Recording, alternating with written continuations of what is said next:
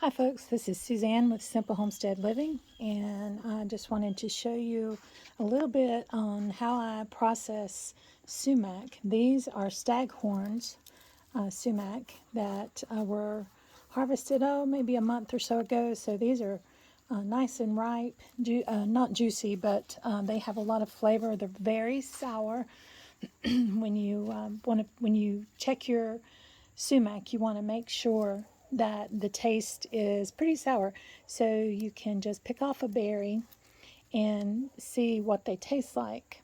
Well, lost that one. You can just see what they taste like, and they're very red. You want a deep color when you go to pick these. You want them to have a nicely sour taste, and I'm going to show you real quick how I process this. I use a fork. I used to just pull them off with my hands, but now I've decided that a fork is a little bit easier. This is a small bowl. If you have a big bowl, it's a little bit easier to do that. But I just take in and comb these off. And the good thing about it is if you have a plentiful harvest, you don't have to worry about getting every single little berry. I'd go a little bit deeper with these, get a good many of these off, and you just want to play around with it like that. And again, if you have a bigger bowl or a plate or a pan, actually like a baking pan is really good to do that. So I have a few here that I've pulled off.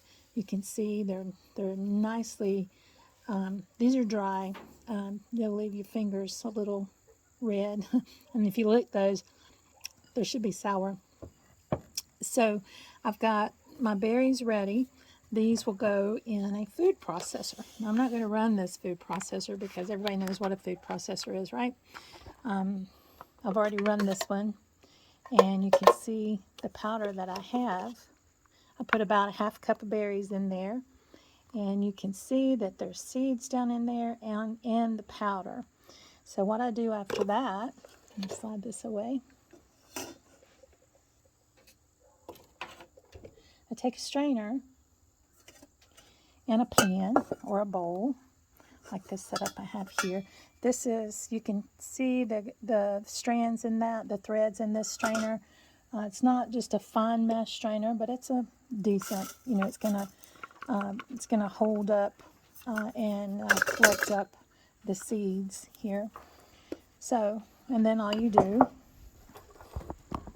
is just strain out these berries.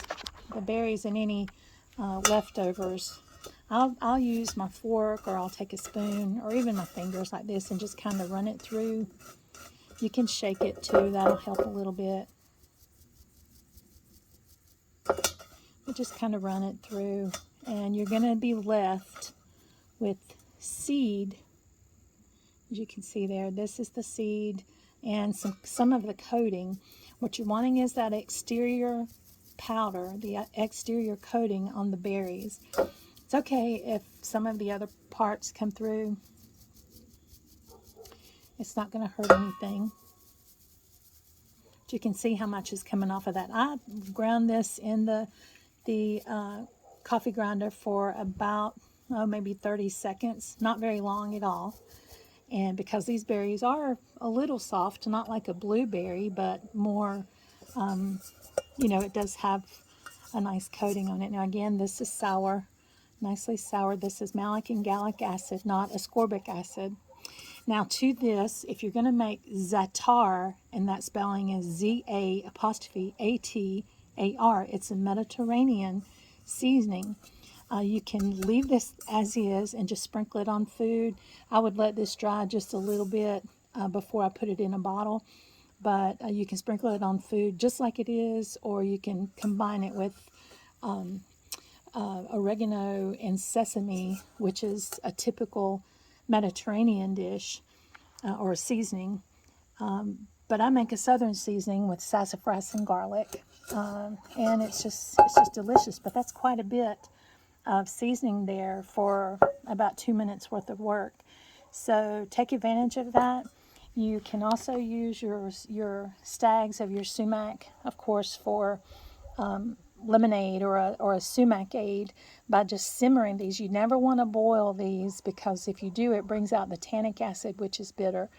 But the sumac aid makes a wonderful, delicious drink. You can sweeten it with honey or sugar, cane sugar, maple syrup, whatever you would like.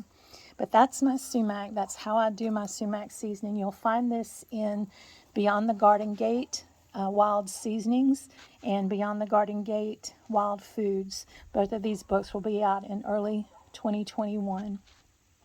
Thank you for watching, and this is Suzanne with Simple Homestead Living. Enjoy your sumac.